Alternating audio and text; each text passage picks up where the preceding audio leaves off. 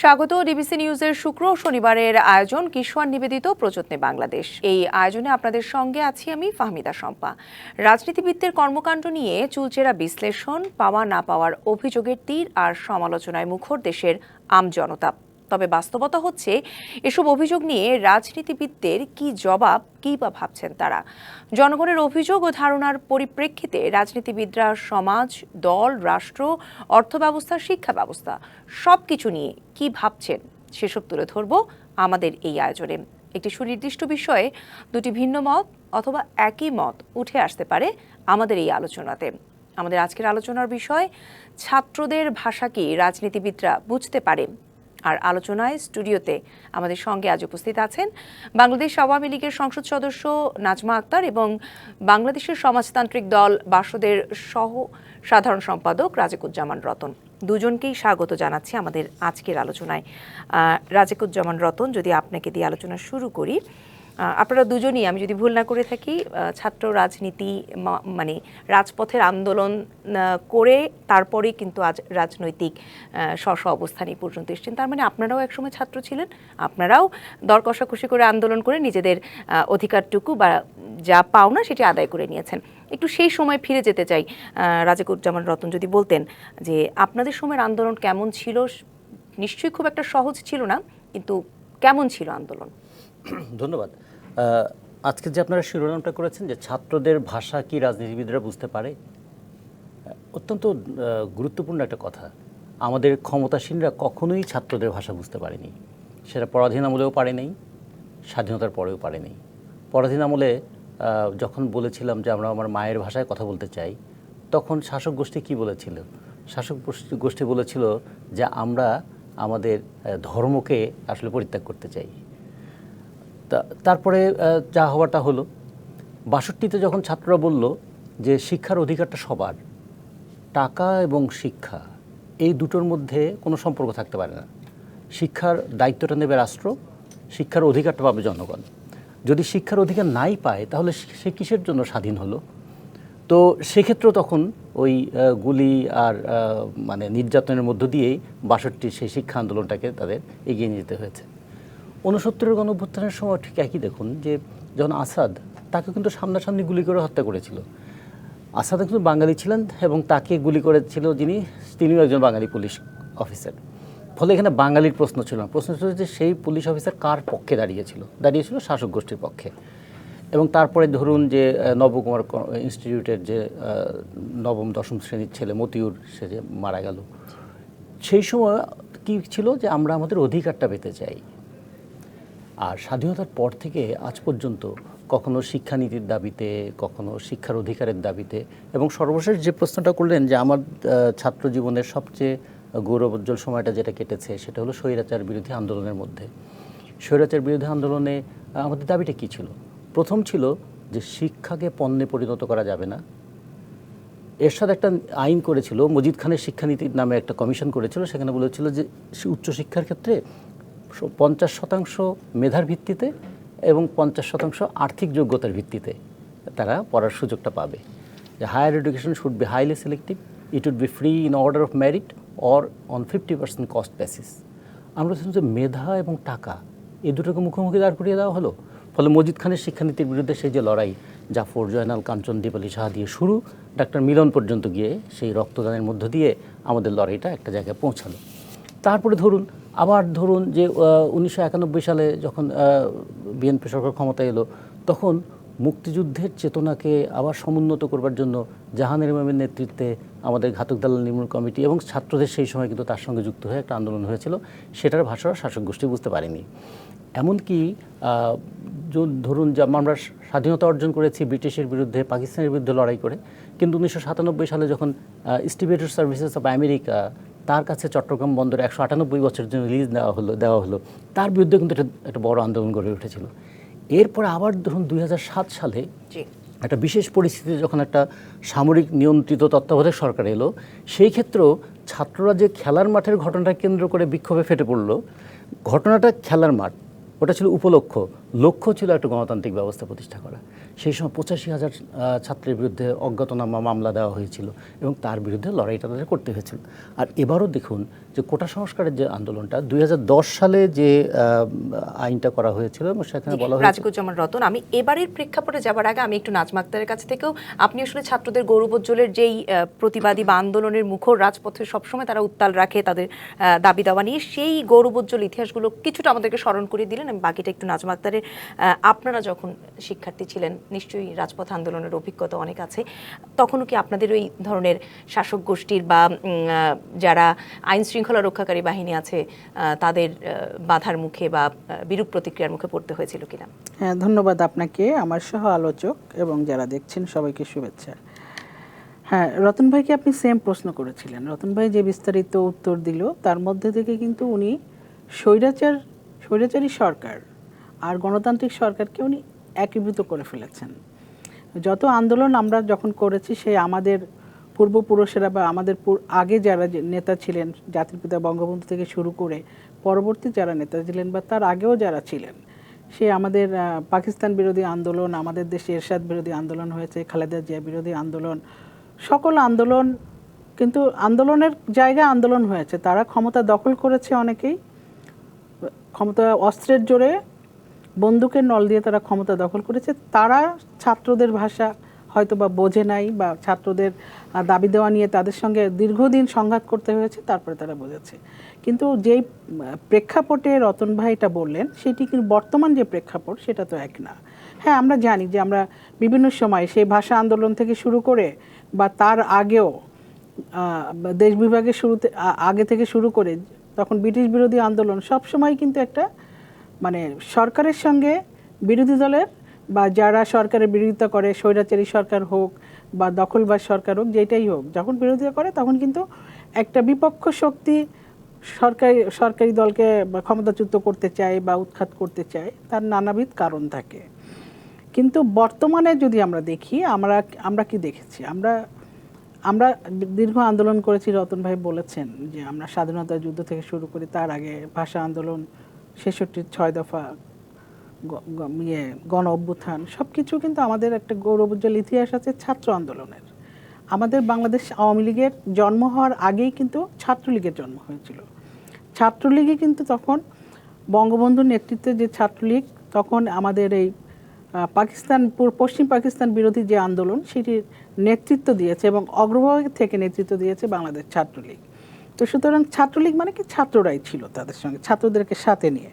কিন্তু বর্তমানে যে প্রেক্ষাপট, যে বিষয়টা নিয়ে আপনার এই প্রশ্নের অবতারণা এবং রতন ভাই যে বিষয়টা বিস্তারিত বললেন, বর্তমান প্রেক্ষাপটে যে ছাত্র আন্দোলন আর সেই আগে আমরা যে আন্দোলন করেছি সেই আন্দোলনের ভিন্নতা হচ্ছে এখানেই যে এখানে সরকার ছাত্রদের যে দাবি সেই দাবি নিয়ে সরকারও আদালতে লড়ছে।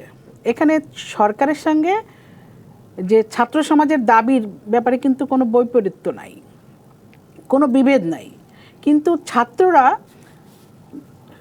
আমি সাধারণ ছাত্রের কথা বলবো না, ছাত্রদের যারা নেতৃত্ব দিয়েছে কোটা সংস্কার আন্দোলনে, তারা সম্ভবত এটা বুঝতে চাচ্ছিল না।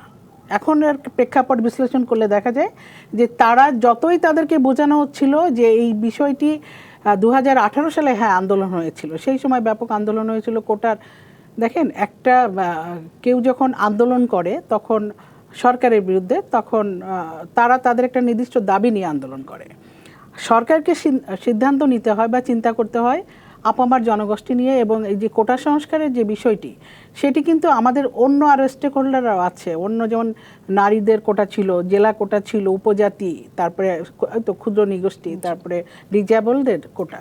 তো এই কোটাগুলি বাদ গেলে সমাজে আমাদের দেশের কি অবস্থা হবে? আমরা কি এই যে পিছিয়ে পড়া জনগোষ্ঠী কি আরও পিছিয়ে যাবে? না আমাদের সমতার পর্যায়ে আনার জন্য সংবিধানে যে সমতার কথা বলা হয়েছে, এবং এখানে আমাদের নারী জাতি তো সবসময় পিছিয়ে ছিল। আগে একসময় তো আমরা ভোটাধিকারও আমাদের ছিল না নারীদের, তারপরে আসলো কিছু সংখ্যক শিক্ষিত নারীরা ভোট দিতে পারে। নাজমা আক্তার, একটু যে এই জায়গায় একটু প্রশ্ন আরেকটা জুড়ে দিতে চাই।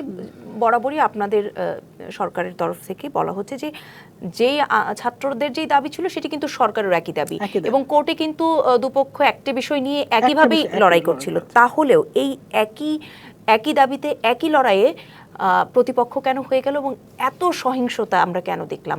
তার মানে কি, যেটি আমরা আজকে আলোচনার বিষয় ঠিক করেছি, শিক্ষার্থীদের যে ভাষাটা বুঝবার কথা ছিল নীতি নির্ধারকদের, সেই জায়গাটা থেকে একটি গ্যাপ তৈরি হয়ে গিয়েছিল। এখানে নীতি নির্ধারক পর্যায়ে তো ছিল না, বিষয়টা ছিল আদালতে বিচারাধীন বিষয় ছিল।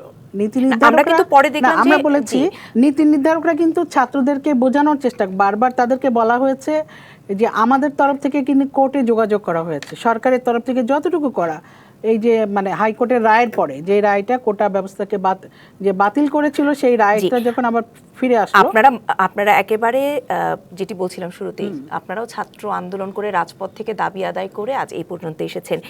যেই দাবিতে ছাত্ররা নেমেছে তারা কিন্তু বারবার বলেছে যে তারা এই ব্যাপারটাতে কোর্টের প্রতি শ্রদ্ধাশীল, কিন্তু তারা আসলে চাইছিল যে নীতি নির্ধারকদের বা নির্বাহী আদেশের বা মোট কথা সরকারের তরফ থেকে একটি ব্যাপার আসুক। কিন্তু সেই জায়গা থেকে তখন কি আপনারা আলোচনার জন্য, আমরা প্রথম দিকে কিন্তু তেমন কোনো সাড়া দেখিনি, পরবর্তীতে দুজন মন্ত্রীকে দায়িত্ব দেওয়া হয়েছিল, কিন্তু যেটি বারবার বলার চেষ্টা করা হচ্ছে যে ব্যাপারটা এত দূর কেন? শুধু কি ভুল বোঝাবুঝির জন্য? ছাত্ররা কি চাচ্ছে? রাজনীতিবিদরা বোঝে নাই বলে কি আজকে এত দূর এত কিছু হয়ে গেল কিনা? রাজনীতিবিদরা তাদেরকে বোঝানোর চেষ্টা করেছে। আর এই বিষয়টা তো মীমাংসিত, যেটা সরকার তাদের পক্ষেই তো প্রশাসনিক সিদ্ধান্ত নিয়েছিল, সেই সিদ্ধান্তটা যখন হাইকোর্ট বাতিল করলো 18 সালের সিদ্ধান্তে 21 সালে এসে কিছু মুক্তিযোদ্ধার সন্তান একটা রিট পিটিশন দায়ের করলো। তারই প্রেক্ষিতে এই যে জুনের 5 তারিখে একটা আদেশ হলো হাইকোর্ট থেকে যে সরকার যে সিদ্ধান্ত নিয়েছিল সেটা তারা বাতিল করলো, এবং সেই বিষয়টা নিয়ে যখন এই বাতিলের রায়টা প্রকাশিত হবে তখন তো আপনার সুপ্রিম কোর্টে বিষয়টা মীমাংসা হবে। সুপ্রিম কোর্টের নির্দেশনা অনুযায়ী তখন মানে প্রশাসনিক বিভাগ আবার কোনো সিদ্ধান্ত এবং কোনো কমিশন গঠন করে প্রয়োজন হলে ছাত্রদের সাথে আলাপ করে কমিশন আবার সিদ্ধান্ত নিতে পারতো। বিষয়টা তো সরকারের তরফ থেকে এটা মীমাংসিত বিষয় ছিল। এই বিষয়টা নিয়ে তাদেরকে তো বোঝানোই যাচ্ছিল না যে আমরা তোমাদের পক্ষে রিট করেছি, সময় এগিয়ে এনেছি, আমরা আমাদের অ্যাটর্নি জেনারেল অফিস তোমাদের পক্ষে লড়ছে, সবাইকে আহ্বান জানানো হচ্ছে কোর্টকে যে ছাত্রদের পক্ষে মানে যাতে ইয়েটা আসে, রায়টা আসে বা কোটা সংস্কারের পক্ষে। এটা কিন্তু সবাই নিয়ে এটা নিয়ে কাজ করছিল। কিন্তু আপনি যদি বলেন যে তাহলে শাহবাগ 9 দিন 10 দিন ওরা কেন দখল করে রাখলো, শাহবাগের চত্বর ওরা তো কোনো কিছুতেই ছাড়ছিল না। যে যখন সুপ্রিম কোর্ট বলল যে আমরা এটা দেখছি 4 সপ্তাহ সময় দাও, ওরা বলল যে না আমরা সময় দেব না। তারপরে কি হলো, বলা হলো যে তোমরা এগুলি মানে সরকারের তরফ থেকে বলা হলো যে আমরা এই রায়ের পক্ষে লড়ছি, আমরা পিটিশন দাখিল করছি, রায় আনা। কিন্তু নড়েনি আন্দোলন থেকে, তারা শাহবাগে যে কয়েকদিন ছিল সেই কয়েকদিনে কিন্তু আমরা একেবারে পুলিশ বলি, আন্দোলনকারীদের বলি, সবার কিন্তু একটি সহাবস্থান আমরা দেখেছি এবং সবাই কিন্তু এটি বলছিল। নাজমা আক্তার, আমি আবার আপনার কাছে আসব। সহাবস্থান ছিল, এই সহাবস্থানটা পুলিশ কিন্তু তাদের নিরাপত্তা দিয়েছে, ছাত্রলীগ তাদের সহযোগিতা করেছে, ছাত্রলীগ তাদের পক্ষে সাংবাদিক সম্মেলন করে বলেছে যে আমরা পক্ষে এবং যৌক্তিক সংস্কারের পক্ষে আমরা। আমরা একেবারে সব চিত্র পাল্টে গেল। যারা আন্দোলনে নেতৃত্ব দিচ্ছিল তারা কেন বিষয়টা না বুঝে অন্যের প্ররোচনায় পড়ে দেশকে অস্থিতিশীল করার যে ফায়দা যারা নিতে চাচ্ছে তাদেরকে কেন সহযোগিতা করতে গেল? তারা কি আসলে মানে আপনাদের যে ক্ষমতাসীন যারা আছেন বা সরকার যারা আছেন তাদের মেসেজটি কি আসলে তারা বুঝতে পারেনি, নাকি তারা বুঝে নাই, বুঝতে চেষ্টা করেনি, তাদেরকে ভুল পথে পরিচালিত করা হয়েছে? রতন, ব্যাখ্যা শুনছিলাম আমরা, আপনার কাছেও কি এই একই ব্যাখ্যাই মনে হয় যে ছাত্রদের কাছে আসলে সরকার যে তাদের হয়েই লড়ছে এই মেসেজটি ঠিক মতো যায়নি, তাদেরকে অন্য পক্ষ ভুল বুঝিয়েছে? দুটো জিনিস, ছাত্ররা এদের মধ্যে বিশ্ববিদ্যালয়ে পড়ুয়া ছাত্ররা যেমন আছে, কলেজ পড়ুয়া ছাত্ররা আছে এবং কেউ কেউ আছে শিক্ষা জীবন প্রায় শেষ করে এসছেন। তাদের সামনে 2018 সালের একটা আন্দোলনের ইতিহাস আছে, নিরাপদ সড়ক আন্দোলনের একটা ইতিহাস আছে। 2018 সালের কোটা সংস্কার আন্দোলনটাকে পরবর্তীতে তারা নাম পরিবর্তন করে নাম করেছিল বৈষম্য বিরোধী ছাত্র আন্দোলন, তারা বৈষম্যটা দূর করতে চেয়েছিল। তাদের সামনে একটা জিনিস পরিষ্কার হয়েছিল যে 2018 সালে প্রজ্ঞাপন জারি করে যে সমস্ত কোটা বাতিল করে দেওয়া হয়েছিল এটা ঠিক ছিল না, এটা সংবিধানের সঙ্গে অসঙ্গতিপূর্ণ এবং এর যে দুর্বলতা আছে সেই দুর্বলতার ফাঁদে আবার ছাত্ররা পড়তে পারে এবং সেটা পরবর্তীতে কোর্টেও সেটা প্রমাণিত হলো। ফলে ছাত্ররা এটা চেয়েছিল যে প্রজ্ঞাপন দিয়ে যেমন 2018 সালে একটা ছাত্র আন্দোলনের মুখে প্রজ্ঞাপন জারি হয়েছিল, সেদিন কিন্তু আওয়ামী লীগের নেতারা ছাত্র আন্দোলনের কর্মীদের সঙ্গে দেখা করেছিলেন, কথা বলেছিলেন, একমত হয়েছিলেন তারা। তাহলে আবার কেন এটাকে আদালত বনাম সরকার, আদালত বনাম এক্সিকিউটিভস, হ্যাঁ, লেজিসলেটিভ বনাম এক্সিকিউটিভস, এই টানাপোড়েনের মধ্যে কেন পড়তে হচ্ছে? এটা ছিল তাদের একটা সমস্যা। 2 নম্বর হচ্ছে যে সমতার কথা তারা বলেছিল, আমাদের তো কোটা সংস্কারের প্রশ্নে কিন্তু এই কথাটা যুক্ত হয়েছিল যে কোটা বাতিল নয়, এটা একটা সংস্কার করতে হবে। এবং সেই ক্ষেত্রে যে প্রশ্নটা প্রধান প্রশ্ন ছিল নারী কোটা নিয়ে, যত বেশি কথা আদিবাসীদের কোটা কিংবা প্রতিবন্ধীদের কোটা, তার চেয়ে বড় কথা যে মুক্তিযোদ্ধাদের একদম 3rd জেনারেশন, যাদেরকে নাতিপুতি বলা হচ্ছে, তাদের পর্যন্ত কোটা কি এক্সটেন্ডেড হবে? কতদিন পর্যন্ত এই কোটাটা থাকবে? আমাদের তো স্বাধীনতার পরে মুক্তিযুদ্ধে যারা অংশগ্রহণ করেছিলেন তাদের সন্তানদের বয়স কিন্তু 30 পেরিয়ে গেছে, এবং সেই পার্সেন্টেজটা অনেক বেশি ছিল, 30%। তাদের বয়স কিন্তু 30 পেরিয়ে গেছে অনেকের, মুক্তিযোদ্ধাদের সন্তানদের। ফলে নতুন করে চাকরিতে যাওয়ার তাদের সুযোগ নাই। তাহলে এই কোটাটা পূরণ হবে কীভাবে? এবং গত কয়েক বছরের স্ট্যাটিস্টিক্স বলছে যে কখনোই এই কোটাটা 8% বেশি পূরণ হচ্ছে না। তখন তাদের কাছে একটা লজিক্যাল প্রশ্ন এসেছিল যে 8% বেশি যে কোটাটা পূরণ হয় না, সেটা কেন 30%টা মেনটেন করা হবে? এগুলোর একটা যুক্তিসঙ্গত উত্তর যদি তারা পেতেন, তাহলে হয়তো ছাত্ররা এই বিষয়টা হয়তো অনেক সহজেই হয়তো মিনিমাইজ করা যেত। একটা জিনিস দেখুন, 1 তারিখ থেকে জুলাই মাসের 1 তারিখ থেকে জুলাই মাসের 14 তারিখ পর্যন্ত নানা ধরনের প্রোগ্রাম হয়েছে। এবং একটা জিনিস খেয়াল করে দেখুন, তারা যখন রাষ্ট্রপতির কাছে স্মারকলিপি দিতে গেছেন, সেই দিন নজিরবিহীন একটা নিরাপত্তার মধ্য দিয়ে একদম গনি রোড দিয়ে কিন্তু মিছিল নিয়ে গিয়ে রাষ্ট্রপতির কাছে স্মারকলিপি নিয়ে যাওয়ার ব্যবস্থা করে দেওয়া হয়েছে। তার মানে তাদের জন্য অনেক দিনের পুরনো প্রোটোকল ভেঙেও যাওয়া হয়েছিল। সেটা 15 তারিখে গিয়ে অশান্ত হয়ে উঠলো কেন? কেন আসলে এই অশান্ত হয়ে উঠলো? আমাদের আসলে ভুলগুলো কোথায় ছিল? আমরা আসলে সেগুলোকেই পুঙ্খানুপুঙ্খভাবে বিশ্লেষণ করে বারবার জানতে চাই, যেন এই ধরনের ভুলগুলো আসলে আমরা আর ভবিষ্যতে সেই পথে যেতে চাই না। সেই জন্যই কিন্তু বারবার এই প্রসঙ্গগুলো আসছে, সেই কথাগুলো আসছে। একটি বিরতির পর শুনবো সেই বাকি অংশ। প্রযত্নে বাংলাদেশ অনুষ্ঠানে নিচ্ছে একটি বিরতি, সঙ্গেই থাকুন। আমন্ত্রণ আরও একবার কিশোর নিবেদিত প্রযত্নে বাংলাদেশ। আজ কথা বলছি ছাত্রদের ভাষাকেই রাজনীতিবিদরা বুঝতে পারে। আর আলোচনা স্টুডিওতে আছেন বাংলাদেশ আওয়ামী লীগের সংসদ সদস্য নাজমা আক্তার এবং বাংলাদেশের সমাজতান্ত্রিক দল বাসদের সহ সাধারণ সম্পাদক রাজিকুজ্জামান রতন। রাজিকুজ্জামান রতন, বিরতিতে যাবার আগে ঠিক বলছিলেন যে 14 তারিখ পর্যন্ত সব খুব চমৎকারভাবে চলছিল, কিন্তু হঠাৎ করে 15 তারিখে এসে কেন একেবারে এভাবে আমূল পরিবর্তন হয়ে গেল? একটা শান্ত আন্দোলন অশান্ত হয়ে গেল, সহিংসতায় পরিপূর্ণ হয়ে গেল। এটা কি শুধুমাত্র ভাষা বোঝাপড়ায় ভুল ছিল বা কোথাও কোনো গ্যাপ ছিল, নাকি অন্য কোনো কারণ? বটেই, ভাষা বোঝা, দেহের ভাষা বোঝা, মুখের ভাষা বোঝা, দুটোর কিন্তু একটা ব্যাপার আছে। প্রধানমন্ত্রী তিনি রাগে কিংবা ক্ষুব্ধ হয়ে তিনি যদি বলে থাকেন যে আমি বাতিল করে দিয়েছিলাম বিরক্ত হয়ে, হ্যাঁ, তো এটাও যেমন একটা প্রশ্ন তৈরি হয়েছিল যে বিরক্ত হয়ে এরকম জিনিস বাতিল করা যায় কি না, 1। 2 নম্বর, যেখানে একটা কম্পারেটিভ জায়গা তুলনা করার যে চেষ্টা করা হয়েছিল, এরপরে যেটা হলো যে আওয়ামী লীগের সাধারণ সম্পাদক তিনি একটা কথা বললেন যে এদেরকে দমন করার জন্য ছাত্রলীগই যথেষ্ট। এবং তারপরে দেখুন, দিনের বেলা ঢাকা বিশ্ববিদ্যালয়ে যে আক্রমণটা হলো, সেই দিন আপনারা জানেন প্রায় 300-র উপরে ছাত্রছাত্রী কিন্তু আহত হয়ে ঢাকা মেডিকেলে ভর্তি হয়েছিল। এবং ঢাকা মেডিকেলের ডাক্তাররা বলছেন যে আমাদের এই প্রথম আমরা দেখলাম যে আহত রোগীদেরকে মারবার জন্য আবার তারা আসছে। এবং সেক্ষেত্রে এলাকার ভেতরেই অবস্থান, ছাত্রীদের যে কত ছাত্রী সেদিন আহত হয়েছে, কত ছাত্র আহত হয়েছে, এটা তো আমরা দেখেছি। মানে নিজ ক্যাম্পাসে কেউ এভাবে অতর্কিত হামলার শিকার হবে এবং ভাবেও নাই তারা। হ্যাঁ, এবং সেখানে তো বহিরাগতদেরও আমরা ছবি, যেহেতু বারবার ফুটেজের কথা, ছবির কথা বলা হচ্ছে, সেখানে তো আমরা অনেকের চেহারাই স্পষ্ট দেখেছি। আবার জাহাঙ্গীরনগর বিশ্ববিদ্যালয়ের ছাত্রছাত্রীরা ঢুকেছিল ভাইস চ্যান্সেলরের বাসার সামনে, রাত্রে সেখানে যে গিয়ে আক্রমণ করা হলো তাদের উপরে। এই দুটো ঘটনা কিন্তু একটা স্পার্ক করে গেল সাধারণ ছাত্রছাত্রীদের মধ্যে যে আমাদের এখন পড়ে পড়ে কি মার খাবো নাকি ঘুরে দাঁড়াবো। এই যে ঘুরে দাঁড়ানোর জায়গা দেখতে গিয়ে তখন এই যে আমরা বলি সংঘর্ষের প্রশ্নটা এলো কিন্তু তারপরে। তাহলে সংঘর্ষের দায়টা কিন্তু নিতে হবে যে যারা এই সংঘর্ষের জন্য ছাত্রলীগকে নামিয়ে দিলেন সাধারণ ছাত্রদের বিপক্ষে, এটাকে যেমন একটু বিবেচনা করা দরকার। আরেকটি বিষয় একটু জানতে চাই, যেটি নাজমা আক্তার বলছিলেন যে সরকার কিন্তু তাদেরই হয়ে আদালতে লড়ছিল এবং সরকারের তরফ থেকে বারবার বলছিল এটি একটি আদালতের বিষয়, সেটা আদালতের মাধ্যমে। কিন্তু যেটি বিভিন্ন আন্দোলনের ক্ষেত্রে হয়ে থাকে, আলোচনায় দেখি আমরা হয়, কথা বলা হয়, বসা হয়, সেই জায়গাটাতে শুরুতে না যেয়ে বারবার যখন আদালতের মাধ্যমেই শুরু হওয়ার কথা বলছিল, সেটিও এক ধরনের কেমন সিদ্ধান্ত ছিল আপনার কাছে মনে হয়? এখানে দুটো জিনিস খেয়াল করে দেখুন, যখন আন্দোলনটা চলছিল তখন আদালতের আমাদের একজন বিচারপতি তিনিও বলেছিলেন যে আন্দোলন করে আদালতকে প্রভাবিত করতে চান, প্রধান বিচারপতি তাহলে বলেছিলেন। এইটা যে বললো তার মানে কি ছাত্ররা একটা মেসেজ পেয়ে গেল। এক, এটা কি তারা কি স্বস্তির মেসেজ পেলো না ভীতির মেসেজ পেলো, এটা কিন্তু একটা দিক। দুই নম্বর হচ্ছে ছাত্রদের মধ্যে আবার একটা দৃষ্টান্ত আছে যে গণজাগরণ মঞ্চ যখন হয়েছিল, কাদের মোল্লার ফাঁসির রায় কার্যকর করবার জন্য আদালতকে প্রভাবিত করার কথা যদি কেউ বলে, তাহলে গণজাগরণ মঞ্চের একটা ভূমিকা ছিল না? ছিল তো। এখন বলেছে যে আদালত এবং আইন এই দুটো কি মানুষের ইচ্ছা নিরপেক্ষভাবে চলবে না মানুষের ইচ্ছার প্রতিফলন ঘটবে? আইন কি মানুষের ইচ্ছাকে স্বীকৃতি দেবে নাকি দেবে না?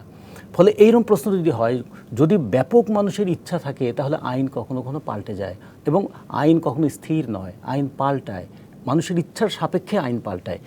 এই বিষয়গুলো তো এই বিশ্ববিদ্যালয়ে যারা জুরিসপ্রুডেন্স পড়েছে, যারা মানে হিস্ট্রি পড়েছে, যারা ফিলসফি পড়েছে, তারা তো একাডেমিক্যালিও এগুলো জানে যে কীভাবে একটা ল তৈরি হয়, আইন তৈরি হয়, কীভাবে আইন পাল্টায়, কীভাবে বিচার হয়, কীভাবে বিচারের রায় পরিবর্তিত হয়। এগুলো তাদের জীবনের শিক্ষাও আছে, তাদের একাডেমিক শিক্ষাও আছে।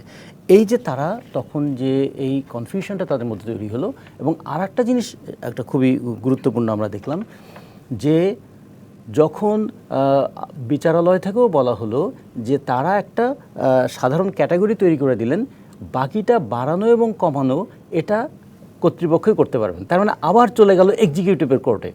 যদি এক্সিকিউটিভের কোর্টে যায় তাহলে আদালতে গিয়ে এই সময় ক্ষেপণ করাটার দরকার কী ছিল? এই প্রশ্নটা তখন তাদের মধ্যে চলে আসে যে প্রজ্ঞাপন নিয়ে জটিলতা হয়েছিল, সেই প্রজ্ঞাপন আদালত বাতিল করে দিল, আদালত বাতিল করে দিয়ে আবার একটা রায় দিল, দিয়ে আবার বলল এটা কমানো বাড়ানোর ক্ষমতা আবার সরকারের হাতেই আছে। তারা বললো এটা কি তাহলে একটা সময় ক্ষেপণ করা হচ্ছে? এক জায়গা থেকে আরেক জায়গায় শুধুমাত্র মানে দায়িত্ব একজনের কাছ থেকে আরেকজনের কাছে ট্রান্সফার করা হচ্ছে। তাদের মধ্যে একটি আস্থার জায়গাটা তৈরি হচ্ছিল। এই আস্থার জায়গাটা তৈরি করার ক্ষেত্রে তখন ভূমিকা পালন করার কথা ছিল যে আমাদের যদি বলি যে ক্ষমতায় যারা আছেন তাদের তো একটা দীর্ঘ অভিজ্ঞতা আছে, রাষ্ট্র কীভাবে পরিচালনা করতে হয়, এবং একটানা 15 বছর ধরে ক্ষমতায় থাকতে গিয়ে প্রশাসনের উপর তাদের নিয়ন্ত্রণ কতটুকু, পুলিশের উপর নিয়ন্ত্রণ কতটুকু, তাদের সমর্থন কতটুকু। শুরুতে যেটি নাজমা আক্তার বলছিলেন যে এর আগে যত ছাত্র আন্দোলন হচ্ছে স্বৈরাচারের শাসকদের বিরুদ্ধে, কিন্তু তারা তো গণতান্ত্রিকভাবে এবং তাদেরও আন্দোলনে করে এ পর্যন্ত আসার ইতিহাস আছে। তাহলে কেন আসলে ভুলটা কোথায় হলো, ভুল বোঝাবুঝিটা কোথায় হলো? নাজমা আক্তার, একটু এখানেই আসতে চাই। রাজিকুজ্জামান রতনের ব্যাখ্যা থেকে শুনছিলাম যে আপনাদের দলের দায়িত্বশীল একজন মন্ত্রী এবং নেতা যখন বললেন যে ছাত্রলীগই প্রতিহত করতে পারবে, এই মেসেজটা না দিলে বা না বললে কি আসলে আজকে চিত্রটা অন্যরকম হতো বলে আপনি মনে করেন? দেখেন, দায়িত্বশীল নেতা বলেন বা মাননীয় প্রধানমন্ত্রী যখন সংবাদ সম্মেলন করলেন তখন কিন্তু ছাত্রদের বিষয়গুলিতে উনি খুবই নমনীয় ছিলেন। উনি বললেন যে এইটা নিয়ে আমরা কোর্টের রায়ের পরে আমরা এটা কাজ করব, আমার প্রতি আস্থা রাখো, সবাইকে ধৈর্য ধারণ করার জন্য বললো। উনি চায়না সফরে চলে গেলেন। তো এখন হলো কি, উনি একটা সাংবাদিকের একজন প্রশ্নের উত্তরে একটা কম্প্যারিজন করেছেন যে এরকম সাংবাদিকভাবে যেভাবে প্রশ্ন করেছে উনি প্রশ্নটা এইভাবে করে উত্তর দিয়েছেন যে তাহলে আমাদের এই কোটা মুক্তিযুদ্ধে কোনো কোটাই থাকবে না। যে ছাত্ররা যখন এরভাবে বলছিল তারা কিন্তু বলেনি যে মুক্তিযুদ্ধের কথা প্রয়োজন নাই, কিছু নাই, এখন এই যুগে এটা দরকার নেই, এটা অনেকেই বলছিল। তো এরকম একটা প্রশ্নের জবাবে নেই, তখন মাননীয় প্রধানমন্ত্রী বলেছেন যে তাহলে মুক্তিযুদ্ধের কোনো কোটা থাকবে না, তাহলে কি রাজাকারদের কোটা থাকবে? তা রাজাকার তারা ছাত্র আন্দোলনকারীরা কি করে মনে করলো যে তাদেরকে রাজাকার বলেছে? এই যে তারা ভুল বুঝলো, অপব্যাখ্যা, মাননীয় প্রধানমন্ত্রীর বক্তব্যকে অপব্যাখ্যা করলো। উনি বললেন বিকাল 4টায়, ওরা রাত 12টার সময় আন্দোলন করলো। দেখেন, এর মাঝখানে কিন্তু বিশাল গ্যাপ ছিল। এরকম আমরা কি করতাম, আমরা যখন আন্দোলন করতাম রতন ভাইরা, আমরা যখন দেখেন যে সামরিক শাসক কোনো একটা ব্যাপারে আমরা শুনলে সঙ্গে সঙ্গে রাজপথে, কোনো দেরি হতো না। তখন কিন্তু এত এই যে সোশ্যাল মিডিয়াও ছিল না, আমরা রাজপথে নেমে পড়তাম। সময় অ্যানালাইসিস করতে এত সময় লাগার কথা না, প্রি প্ল্যান্ড হইতে তাদেরকে মগজ ধুলাই তোমাদের এভাবে বলেছে এই সময় নামও কি করতে হবে, এগুলো এখন তো অনেক এভিডেন্স পাওয়া যাচ্ছে। কিন্তু দেখেন, ছাত্রলীগ কিন্তু মানে ওই দিনের আগের দিন পর্যন্ত তাদেরকে সমর্থন দিয়ে যাচ্ছিল। কিচ্ছু, আপনারা সবাই বলেছেন, রতন ভাই বলেছে, সমস্ত কিছু ভঙ্গ করে ওই যে আব্দুল গনি রোডে যেখানে আমরা একসাথে 10-20 জন হাঁটাই যায় না, সেখানে ছাত্ররা বিশাল মিছিল নিয়ে রাষ্ট্রপতিকে স্মারকলিপি দিয়েছে এবং রাষ্ট্রপতিকে এক পর্যায়ে থ্রেড স্বরূপই বলেছে যে এই জরুরি ভিত্তিতে 24 ঘন্টার মধ্যে সংসদ বসিয়ে আইন পাশ করতে হবে। মানে একেবারে মামা বাড়ির আবদারের মতো। এরা মেধাবী, কিন্তু এরা বোঝে না কেন যে 24 ঘন্টার মধ্যে সংসদ বসাবে। এই যে বিষয়টি সুপ্রিম কোর্টের বিচারাধীন আছে, সুপ্রিম কোর্ট যেখানে বলছে তোমরা ধৈর্য ধরো, আর সুপ্রিম কোর্ট ওখানে এইটা এই জন্য বলেছে যে তোমরা এরকম আন্দোলন সুপ্রিম কোর্ট মানে না, রায় পর্যন্ত কি ব্যাখ্যা আসবে, কি রায় আসবে সেটাও তারা মানে না। তখন সব কিছুই প্রসঙ্গক্রমে বলেছে যে তাহলে কি তোমরা আমাদেরকে বাধ্য করতে চাও, আমাদেরকে দেখো আমরা কি করি। সেটা না করে তারা সব কিছুতেই কিন্তু দেখবেন যে বাধ্য করতে চেয়েছিল। সঙ্গে সঙ্গে সংসদ বসাতে হবে, এই যে কারণগুলি। আর কি করলো ওখানে রোকেয়া হল, যে রোকেয়া হলের মানে শত শত ছাত্রীকে পাকিস্তান হানাদার বাহিনী 25শে মার্চ যে রাত, কালো রাতে হত্যা করেছিল, তাদেরকে নির্যাতন করে রেপ করেছিল, সেই রোকেয়া হলের মেয়েরা গেটে কিছু সংখ্যক দাঁড়িয়ে এই যে প্রধানমন্ত্রীর বক্তব্যের অপব্যাখ্যা করে এই যে রাজাকারের যে স্লোগানটা তারা দিল, নিজেদেরকে রাজাকারের সন্তান এবং নিজেদেরকে রাজাকার বলে দাবি করলো, সেটির একটা সেন্টিমেন্ট থেকে কিন্তু ছাত্রলীগরা ওইটা একটা রিয়াকশন দেখিয়েছিল। রিঅ্যাকশন কি আসলে এভাবে? না, রিঅ্যাকশন তো রিঅ্যাকশন। আপনি মানে আপনার তখন ভাবখানা এমন, বাংলাদেশে কোনো মুক্তিযোদ্ধাদের কোনো চিহ্নই থাকবে না, নাতিপুতি বললে গা জ্বলছে, রাজাকার মানে রাজাকার বললে সবাই ভালো, কিন্তু নিজেরা রাজাকার দাবি করছে স্বাধীন দেশে, যে রাজাকার এবং তাদের দোসরদের পরাজিত করে আমাদের দেশ স্বাধীন হয়েছে, যে রাজাকারটা আমাদের সেই সেন্টিমেন্ট থেকে কি পরদিন একটা শব্দ, সেখান থেকে কি পরবর্তীতে এই শিক্ষার্থীদের উপর হামলার ঘটনাগুলো? না, হামলা তো সব একা, হ্যাঁ কিছু সংখ্যক ছাত্রলীগের কর্মীরা তাদের সঙ্গে অবশ্যই একটা মারামারি হয়েছে। এখন আমরা যদি বলি, রতন ভাইরা যদি বলে শুধুমাত্র হাসপাতালে কি শুধু ওই কোটা বিরোধী ছাত্ররা, আমাদের ছেলেদেরকে 6 তলার উপর থেকে ফেলে দিয়ে হত্যা করেছে না, 6 তলার উপর থেকে ছুঁড়ে ফেলে হত্যা করেছে, সেগুলি মানুষ না, সেগুলি কারো সন্তান না, সেগুলি ছাত্র না।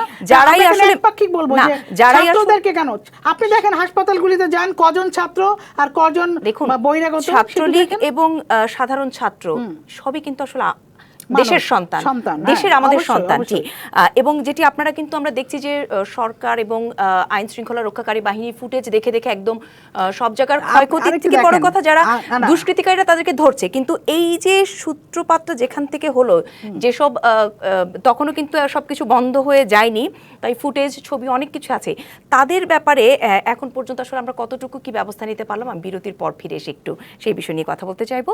কিশোর নিবেদিত প্রযুক্তি বাংলাদেশ অনুষ্ঠানে নিচ্ছে একটি বিরতি, ফিরছি একটু পর, সঙ্গেই থাকুন।